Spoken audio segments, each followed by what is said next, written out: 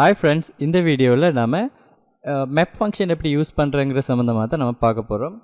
So MEP function என்று சொல்கிறது என்னென்னு பார்த்தீங்கன்னா, இப்போ ஒரு நார்மலான ஒரு கம்போனண்ட் எடுத்துக்கோங்களேன். ஸோ இப்போ பார்த்தீங்கன்னு சொன்னால் நம்ம யூஸ் பண்ணியிருக்கிற அப்யூசர் கம்போனண்ட்லேயே ஸோ நமக்கு தேவையான மாதிரியான இந்த மாதிரி டிசைன்ஸை நம்ம கொண்டு வரணும்னு சொன்னால் மல்டிபிள் டைம் நம்ம காப்பி பேஸ்ட் பண்ண வேண்டி இருக்கும். பட் அப்படி இல்லாமல் நம்ம என்ன செய்யலாம்னு சொன்னால் MEP ஃபங்க்ஷன் யூஸ் பண்ணி இன்னொரு கம்போனண்ட் நம்ம க்ரியேட் பண்ணலாம். லிஸ்ட் ஆஃப் கம்போனண்ட்ஸ், அதாவது லிஸ்ட் ஆஃப் யூசர்ஸ் டீட்டெயிலில் டிஸ்பிளே பண்ணுற மாதிரி நம்ம ஒரு கம்போனண்ட் ஊடாகவே மல்டிபிள் டேட்டாஸை கால் பண்ணிக்கக்கூடிய மாதிரி இருக்கும். ஸோ நான் அதுக்கு என்ன செய்கிறேன்னு சொல்லி பார்த்தீங்கன்னா, ஒரு கம்போனண்ட் ஒன்று க்ரியேட் பண்ணுறேன். ஸோ நியூ ஃபைல் ஆப்ஷன்ஸ் கொடுத்துட்டு கம்போனண்ட்டில் ஃபோல்டரில் வச்சுட்டு நியூ ஃபைல் ஆப்ஷன்ஸ் கொடுத்தேன்னு சொன்னால் கம்போனண்ட்ஸுக்குள்ளே என்னால் க்ரியேட் பண்ண இயலும். ஸோ நான் என்ன செய்கிறேன்டா, ஆப் யூசர் list.jsx ன்னு சொல்லி கொடுத்துக்கிறேன். ஸோ கொடுத்துட்டு FFC so app user list ன்னு சொல்லி கொடுக்குறேன். ஸோ கொடுத்துட்டு இங்கே தான் நான் என்ன செய்ய போகிறேன்டா, இந்த கம்போனண்ட்ஸ் எல்லாத்தையும் டிஸ்பிளே பண்ண போகிறேன். நான் சிங்கிளாக நான் என்ன செய்ய போகிறேன், எம்டியாக ஒரு டேக் மாதிரி ஒன்று க்ரியேட் பண்ணிக்கிறேன். என்கிட்ட ஃப்ரேம் ஒன்று க்ரியேட் பண்ணணும். அப்போ தான் ஒரு சிங்கிள் டேக் தான் அது ரிட்டர்ன் பண்ணுங்கிறது நம்ம ப்ரீவியஸ் வீடியோஸில் பார்த்துருக்கோம். ஸோ தயவு செஞ்சு என்ன செய்யுங்கன்னா, ப்ரீவியஸ் வீடியோஸை பார்த்துட்டு இந்த வீடியோஸுக்கு வரும்போது ரொம்ப கிளியரான ஒரு ஐடியா உங்களுக்கு கிடைக்கும். ஸோ பிகினிங்கில் எப்படி நம்ம கன்ஃபிகர் பண்ணணுங்கிறதுல இருந்து எப்படி நாம் இதுக்குரிய லிஸ்ட்டாக க்ரியேட் பண்ண போகிறோம் கம்போனண்ட்ங்கிற வரைக்கும் நம்ம இங்கே பார்த்துட்ருக்கோம். சரிங்களா? ஸோ இதே நம்ம கொடுத்தாச்சு. So at the same time நீங்கள் எப்போவுமே லிஸ்ட் ஒன்று க்ரியேட் பண்ணும்போது நீங்கள் டிசைன்ஸ் இருக்கோ இல்லையோ ஒரு ஸ்டைல்ட் கம்போனண்ட் ஒன்றும் க்ரியேட் பண்ணிக்கங்க. என்ன காரணம்னு சொன்னால், நமக்கு ஏதாவது ஒரு அலைன்மெண்ட் ஒரு சம்திங் பண்ணணுமென்று சொன்னால் ஈஸியாக நம்ம இதை யூஸ் பண்ணிக்கலாம். நான் என்ன செய்கிறேன்டா, SCன்னு சொல்லி கொடுத்துட்றேன். So app user list style என்று கொடுத்துட்டு ஒரு டிவ்வுக்குள்ளே நான் இவரை போட்டுடுறேன். ஸோ அப்போ நான் ஆல்ரெடி சொல்லியிருந்தேன்னா, நம்ம ஸ்டைல்ட் கம்போனண்ட் க்ரியேட் பண்ணியிருந்தோம்னு சொன்னால் நம்ம அதை வச்சு நம்ம வ்ரப் பண்ணிக்கலாம் இவரை என்று சொல்கிறது நம்ம பார்த்துருந்தோம். ஓகேங்களா? ஸோ இப்படி நம்ம கொடுத்துட்டோம். ஸோ அடுத்தது இந்த ஸ்டைல் கம்போனண்ட்டுக்குரிய இம்போர்ட் ஃபங்க்ஷன் நம்ம இங்கே கொடுக்கணும். ஸோ நம்ம நார்மலாக டைப் பண்ணலாம். அப்படி இல்லைன்னு சொன்னால் ஸ்டைலில் டிக்கு பின்னுக்கு கேஸ் இருக்கணும். அந்த வச்சுட்டு கண்ட்ரோலோட ஸ்பேஸ் ப்ரெஸ் பண்ணிங்கன்னா உங்களுக்கு இப்படி இம்போர்ட் பண்ணுற ஆப்ஷன் காட்டும். அதை கொடுத்துக்கலாம். ஸோ கொடுத்துட்டு நான் இங்கே என்ன பண்ண போகிறேன்னு சொல்லி பார்த்தீங்கன்னு சொன்னால், எனக்கு கலெக்ஷன் ஆஃப் டேட்டா வேணும்னா டீஸ்ட்ரக்சரிங் யூஸ் பண்ணி நான் இனி செய்கிறேன். ஸோ எனக்கு ஒரு லிஸ்ட் ஒன்று வேணும். ஸோ எந்த டேட்டாவுமே தரலேண்டா ஒரு எம்டி லிஸ்ட் இங்கே நம்ம யூஸ் பண்ணிக்கலாம். புரியுதுங்களா? ஸோ கொடுத்துட்டு நான் இங்கே என்ன பண்ண போகிறேன்டா, MEP ஃபங்க்ஷன் யூஸ் பண்ண போகிறேன். அதாவது ஒரு ஸ்டைல்டு கம்போனண்ட்டுக்குள்ளே ஒரு MEP ஃபங்க்ஷன். ஆக்சுவலாக MEP ஃபங்க்ஷன்டா என்னண்டா, கலெக்ஷன் ஆஃப் டேட்டா கொடுப்போம் இல்லைங்களா? கலெக்ஷன் ஆஃப் டேட்டான்னு சொன்னால் 1 2 3 4 5 யூசர்ஸ்ட இமேஜஸ், 5 யூசர் பேர், 5 யூசர் டைட்டில் என்று சொல்லி நம்ம இங்கே கொடுத்துருப்போம். ஸோ அப்போ அந்த 5 பேரையும் ஒரு டேட்டாவுக்குள்ளே நம்ம கொண்டு வரோம்னு சொன்னால் நம்ம இங்கே லிஸ்ட், அதாவது அரே ஒன்று நம்ம இங்கே பாஸ் பண்ணுறோம். ஸோ அப்படி கலெக்ஷன் ஆஃப் டேட்டாஸ் வரும்போது இந்த MEP ஃபங்க்ஷன் யூஸ் பண்ணி நம்ம என்ன செய்துக்கலாம்னு சொன்னால் டிஸ்பிளே பண்ணிக்கலாம் ஒரு கலெக்ஷன் ஆஃப் டேட்டாஸு. ஸோ நான் என்ன செய்கிறேன், list.map என்று கொடுத்துக்கிறேன். ஸோ MEP ஃபங்க்ஷன்ஸ் கொடுக்கும். ஸோ இந்த லிஸ்ட்டை நான் MEP பண்ண போகிறேன். MEP பண்ணும்போது எனக்கு என்ன செய்யுமெண்டா, இந்த கலெக்ஷன் ஆஃப் டேட்டாவில் இருக்கிற ஸ்பெசிஃபிக்கான ஒரு டேட்டாஸ் நமக்கு வரும். நான் என்ன செய்கிறேன்டா, இங்கே டேட்டாஸை பாஸ் பண்ணுறதுக்கு முதல் நான் என்ன செய்துக்கிறேன், இதுக்குள்ளே என்ன ஸ்ட்ரக்சரில் டேட்டா இருக்கும்ங்கிறதுக்காண்டி நான் என்ன பண்ணுறேன், இதை இப்போதைக்கு ரிமூவ் பண்ணுறேன். நான் திருப்பி கொடுப்பேன். So no worries. நான் என்ன செய்கிறேன், உங்களுக்கு கிளியராக இருக்கணும் நான் என்ன செய்ய போகிறேனுங்கிறதுக்காண்டி நான் என்ன செய்கிறேன்டா, லெட் என்று சொல்லி கொடுக்கலாம். இல்லாட்டி கன்ஸ்டன்ட்டும் கொடுக்கலாம். கன்ஸ்டன்ஸ் வேரியபிள்னு சொன்னால் நம்ம வேல்யூஸை சேஞ்ச் பண்ணிடலாம். அது லெட் வேரியபிள்னு சொன்னால் நம்ம சேஞ்ச் பண்ணிக்கலாம். ஸோ நான் என்ன செய்கிறேன்டா, அதே லிஸ்ட் கொடுத்துட்டு இந்த லிஸ்ட்டுக்குள்ளே நான் என்ன செய்ய போகிறேன்டா, கலெக்ஷன் ஆஃப் டேட்டாஸ் கொடுக்க போகிறேன். ஸோ முதலாவது, அதாவது கலெக்ஷன் ஆஃப் டேட்டாஸ்ன்னு சொன்னால் இங்கே நம்ம ஆப்ஜெக்ட் ஒன்று கொடுக்க போகிறோம். சரிங்களா? இந்த ஆப்ஜெக்டில் ப்ராப்பர்ட்டிஸை பார்த்தீங்களா இருந்தால், ஸோ இங்கே நேம், அடுத்தது டைட்டில், அடுத்தது URL, இது 3 தான் அதாவது முதலாவது ஆள்ற ப்ராப்பர்ட்டி இது. ஓகேங்களா? நான் என்ன செய்துக்கிறேன், இப்படி கொடுத்துறேன். ஸோ கமா பண்ணணும்.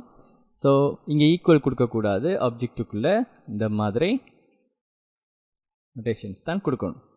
ஸோ அப்போ பாருங்கள், முதலாவது யூசருக்குரிய டேட்டா நான் இங்கே கொடுத்துட்டேன்.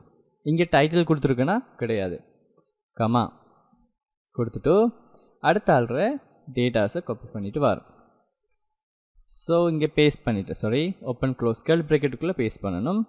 பேஸ்ட் பண்ணிவிட்டு இப்போ பாருங்கள் எனக்கு எல்லா ஈக்குவலையும் நான் என்ன செய்யணும் சேஞ்ச் பண்ணணும்டா. இங்கே செலக்ட் பண்ணிவிட்டு ஒரு ஈக்குவலை கண்ட்ரோலர் டியை ப்ரெஸ் பண்ணால் ரிலேட்டடாக இருக்கிற கீழே இருக்கிற திருப்பி ப்ரெஸ் பண்ணிக்கக்கூடாது. இப்போ நான் திருப்பி ப்ரெஸ் பண்ணேன்டா இங்கே இருக்கிற டி ஈக்குவல் ப்ரெஸ் ஆகிடும். ஸோ நமக்கு தேவையான அளவு வரும் வரைக்கும் ஒரு கண்ட்ரோலர் டி கீழே கேசர் செலக்ட் ஆகிடுச்சு. அடுத்த கண்ட்ரோலர் டி கொடுத்துட்டு இந்த நோட்டேஷன்ஸை மாற்றி விட்டேன். அடுத்தது இங்கே கமா கொடுக்கணும். ஒரே லைனாக கொடுத்தா உங்களுக்கு கம்ப்ளிகேட்டட் இருக்காதுங்கிறதால நான் என்ன செய்கிறேன் ஒரே லைனாக மாற்றி விடுறேன். ஸோ நான் என்ன செய்துட்டேன் இப்படி சேஞ்ச் பண்ணிவிட்டேன். ஸோ இப்போதைக்கு நம்ம இந்த 2 பேரை வச்சு நம்ம என்ன செய்யலாம் இதை ட்ரை பண்ணி பார்க்கலாம். ஸோ நான் என்ன செய்கிறேன்டா இந்த கலெக்ஷன் ஆஃப் லிஸ்ட், அதாவது இந்த லிஸ்ட்டுக்குள்ளே பார்த்தீங்கன்னா 2 டேட்டா இருக்குது, அதாவது 2 ஆப்ஜெக்ட் இருக்குது. அப்போது இங்கே மேப் ஃபங்க்ஷனில் முதலாவது லூப் நடக்கும்போது முதலாவது ஆப்ஜெக்டை நமக்கு தரும். அதை நாம் என்ன செய்யணும், நான் இங்கே கால் பேக் ஃபங்க்ஷன் ஊடாக நான் செய்கிறேன்.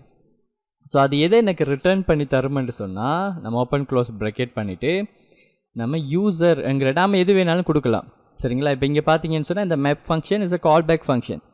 அதாவது கால் பேக் ஃபங்க்ஷன் என்னங்கிறது நான் ஜாவா ஸ்கிரிப்ட் வீடியோ போட்டிருக்கேன். ஸோ அதில் ஒரு தரம் போய் செக் பண்ணி பார்த்துக்கோங்க. ஏனெண்டா இங்கே ஆல்ரெடி தெரிஞ்ச ஆக்களுக்கு இது ஈஸியாக இருக்கும். பட் கால் பேக் ஃபங்க்ஷன்டா வேறு எதுவுமே நினச்சிக்காங்க. நான் ஒரு ஃபங்க்ஷன் நீங்கள் கொடுக்க நான் ஸோ அந்த ஃபங்க்ஷன்ஸை என்ன செய்யுது இந்த மேப் ஃபங்க்ஷன் எடுத்து ஒவ்வொரு வாட்டியும் அந்த லிஸ்ட் எடுக்கும்போது நமக்கு இந்த யூசர் ஆப்ஜெக்டை தரும். ஸோ தரும்போது நான் ஏரோ ஃபங்க்ஷன் யூஸ் பண்ணிக்கிறேன். அந்த யூசரை நான் டிஸ்பிளே பண்ண போகிறேன். என்ன பேர் நமக்கு? ஸோ ஆப் யூசர் கம்போனன்ட், இதைத்தான் நான் கால் பண்ண போகிறேன் இல்லைங்களா? ஸோ தரும்போது நான் இங்கே என்ன செய்ய போகிறேன்னு சொன்னால் முதலாவது எனக்கு நேம் கொடுக்கணும். புரியுதுங்களா? ஸோ நான் என்ன செய்துக்கிறேன் நீங்கள் என்ன சொன்னால் யூசர் டாட் அவர் நேம் என்று கொடுத்துக்கிறேன். ஸோ அடுத்தது நான் என்ன பண்ண போகிறேன், கண்ட்ரோலோட ஸ்பேஸ் பண்ணிவிட்டு டைட்டில். ஸோ இங்கே என்ன செய்கிறேன்டா யூசர் டாட் டைட்டில். அடுத்தது என்ன பண்ண போகிறேன், கண்ட்ரோலோட ஸ்பேஸ் பண்ணிவிட்டு யூஆர்எல். ஸோ அதுக்கு அது என்ன செய்ய போகிறேன்டா ஆப்ஷனல் தான், but user dot URL as யூஆர்எல்னு சொல்லி கொடுத்துக்கிறேன். ஓகேங்களா? ஸோ இப்போ நான் என்ன செய்துட்டேன், இங்கே கம்போனன்ட்ஸை கால் பண்ணிட்டேன். மல்டிபிள் கம்போனன்ட்ஸை நான் என்ன செய்திருக்கேன் கால் பண்ணியிருக்கேன். ஸோ அதே மாதிரி நான் மற்ற டேட்டாஸையுமே நான் ஃபில் பண்ணிக்கிறேன். என்ன காரணம்னு சொன்னால் உங்களுக்கு ஈஸியாக இருக்கும் அதை பார்க்குறதுக்கு. நான் ஒரு டேட்டாவை எக்ஸ்ட்ராவாக ஃபில் பண்ணிக்கிறேன். ஓப்பன் க்ளோஸ் கர்லி ப்ராக்கெட் பண்ணிட்டேன். அஸ் யூஷுவல் ஆக்னே சொன்ன கண்ட்ரோலர் டியை ப்ரெஸ் பண்ணிங்கன்னா அடுத்த டைட்டில் செலக்ட் ஆகும் கொடுத்தாச்சு. அடுத்த ஒரு கமா ஒன்றையும் ப்ரெஸ் பண்ணிக்கிறேன். ஓகே. ஸோ இப்போ நான் இங்கே இருக்கிற எல்லா கம்போனன்ட்ஸையும் நான் கால் பண்ண கம்போனன்ட்ஸ் எல்லாத்தையுமே ரிமூவ் பண்ணிட்டேன். புரியுதுங்களா? ஸோ ரிமூவ் பண்ணிவிட்டு அப்யூசர் லிஸ்ட்டை மட்டும் நான் இங்கே கால் பண்ணுறேன்னு பாருங்கள். அப்யூசர் லிஸ்ட் கால் பண்ணிட்டேன். அப்போ இந்த கம்போனன்ட் நமக்கு இங்கே தேவையில்லை. ஸோ அதால் நான் என்ன செஞ்சிட்டேன் அழிச்சு விட்டுட்டேன். ஸோ இப்போ போய் அவுட்புட்டை பார்க்கன்னு பாருங்கள். பர்ஃபெக்டாக நான் கொடுத்த அவுட்புட் அவ்வளோ வந்திருக்கு. டேவிட், அதே மாதிரி ராகுல், அதே மாதிரி கழைமன்னு சொல்கிற இந்த டேட்டாஸ் எனக்கு டிஸ்பிளே ஆகிருக்கு.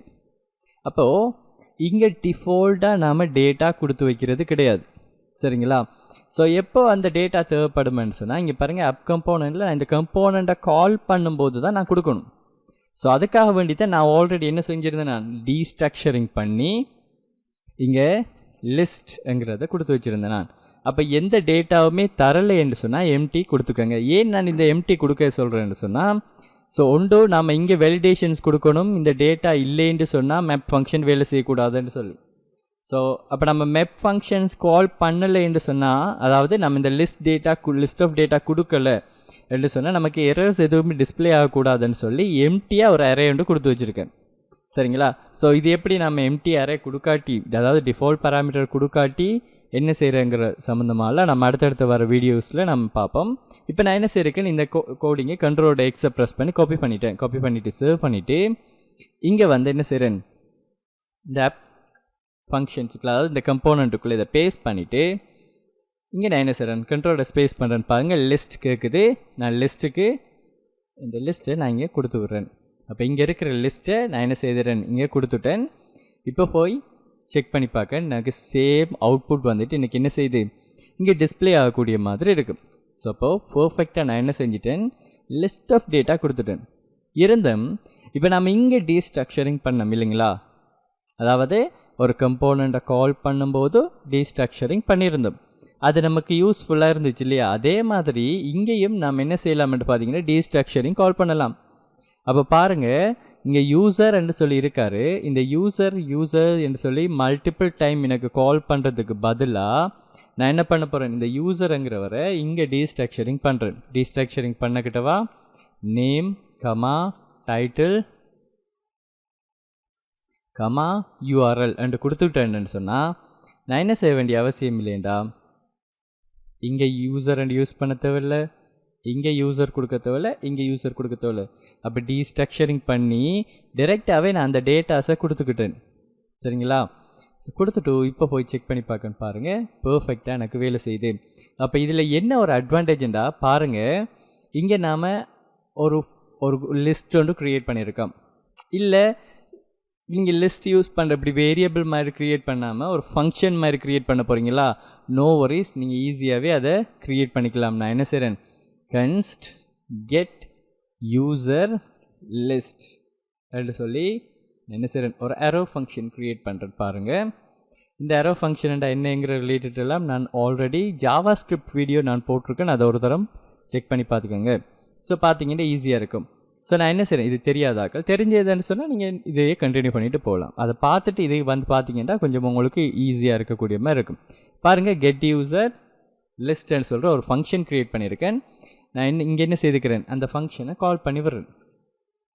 அப்போ இது கொஞ்சம் இன்னும் ஈஸியாக இருக்குது. அப்போ வாசிக்கும் போது ரீடபிளாக இருக்கும் பாருங்கள். ஸோ அப்யூசர் லிஸ்ட்டுன்னு சொல்கிற இந்த கம்போனண்ட்டுக்கு லிஸ்ட்டுன்னு கொடுக்கணும். இது எங்கேருந்து வருது, கெட் யூசர் லிஸ்ட்டுன்னு சொல்கிற ஓப்பன் க்ளோஸ் ப்ராக்கெட் கொடுத்துருக்கோம்னு சொன்னால் தட் இஸ் ஃபங்க்ஷன். ஸோ அப்போ கெட் யூசர் லிஸ்ட்டுன்னு சொல்கிற ஃபங்க்ஷனுக்குள்ளே இருந்து நான் ரிட்டர்ன் பண்ணுறேன். எதை ரிட்டர்ன் பண்ணுறேன், கேர்லி ப்ராக்கெட் கொடுத்து நான் ரிட்டர்ன் பண்ணேன்னு சொன்னால் that is object, that is list. சரிங்களா? ஆனால் இங்கே நம்ம உள்ளுக்கு ஆப்ஜெக்ட் க்ரியேட் பண்ணியிருக்க மாட்டோம். ஜாவா ஸ்கிரிப்டில் இதுக்கு பேர் சொல்லுவாங்க ஜேசன் ஆப்ஜெக்ட்னு சொல்லுவாங்க. சரிங்களா? ஸோ நம்ம ஜேசன் ஆப்ஜெக்ட் பேஸை தான் நான் இங்கே என்ன செய்கிறேன்னு சொன்னால் கொடுக்கேன். ஸோ இதுக்குள்ளே நாம் ஒரு ஆப்ஜெக்ட் க்ரியேட் பண்ணி அதுக்குள்ளே நான் அப்படி கால் பண்ணி நம்ம செய்துக்கக்கூடிய மாதிரி இருக்குது. நான் என்ன செய்கிறேன், நீங்கள் கெட் லிஸ்ட்னு சொல்லி நான் இங்கே பாஸ் பண்ணுறேன். போய் செக் பண்ணுறேன்னு பாருங்கள், எந்த சேஞ்சஸும் இல்லை. அப்போ இதில் இன்னொரு அட்வான்டேஜ் என்னென்னா, இன்னொரு புது யூசர் வராரு என்று சொன்னால் நான் என்ன செய்யலாம், இங்கே ஃபார் எக்ஸாம்பிள் மிஸ்டர் வில்சன் அப்படின்னு சொல்லி கொடுக்கேன். இவர் வந்துட்டு அசிஸ்டன்ட் மேனேஜர் கொடுக்கேன். பாருங்கள், வில்சன் எனக்கு இங்கே டிஸ்பிளே ஆகிறாரு. இல்லை வில்சனுக்கு யூஆர்எல் இருக்குன்னு சொன்னால் நான் ஜஸ்ட் இங்கே காப்பி பண்ணிவிட்டு வந்து கமா பண்ணிவிட்டு போகிறேன். வில்சன்ட்ட இமேஜ் யூஆர்எல் இருக்குமென்னு சொன்னால் நம்ம அதையும் கொடுக்கலாம். ஸோ கொடுத்துட்டு இங்கே போய் பார்த்தீங்கன்னு சொன்னால் வில்சன்ஸ்க்குரிய டேட்டாஸ் எனக்கு டிஸ்பிளேயாக இருக்குது. ஸோ வில்சன் எந்த டேட்டா கொடுக்கலன்னு சொன்னால் ஆட்டோமேட்டிக்காக வில்சனுக்கு நம்மகிட்ட டிஃபால்ட்டாக நாம் கொடுத்து வச்சுருக்கிற பிளேஸ் ஹோல்டர் வந்துக்கிட்டு பிளேஸ் ஹோல்டர் கோடை பிக்சஸ் 100/100ன்னு சொல்கிற திங்ஸ் வந்துட்டு இங்கே கொடுப்பட்டுருக்கும். ஸோ பார்த்தீங்கன்னு சொன்னால் இது ஜாவா ஸ்கிரிப்டில் பாருங்கள், அதாவது நம்மளோட ரியாக்ட் ஜேஎஸில் எவ்வளோ ஈஸியாக நம்ம ஒரு வேலை செய்கிறோம். இப்போ கலெக்ஷன் ஆஃப் டேட்டா வருதுன்னு சொன்னால் அந்த கலெக்ஷன் ஆஃப் டேட்டாஸை கொடுத்தா மல்டிபிள் கம்போனன்ட் க்ரியேட் பண்ணுறதுக்குரிய வேலை இங்கே நமக்கு ஈஸியாகவே நடந்து முடியுது இல்லைங்களா.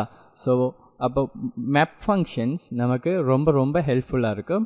இதை ட்ரை பண்ணி பாருங்கள். நிறைய இடத்த நம்ம இந்த மேப் ஃபங்க்ஷன் யூஸ் பண்ண போகிறோம். ஸோ ஏதாவது டவுட்ஸ் இல்லை எரர்ஸ் இருக்குமென்னு சொன்னால் கமெண்ட் பண்ணுங்கள். ஸோ அது என்னென்னு பார்த்து நான் உங்களுக்கு சால்வ் பண்ணி தரேன். தேங்க்யூ ஃபார் வாட்சிங். நெக்ஸ்ட்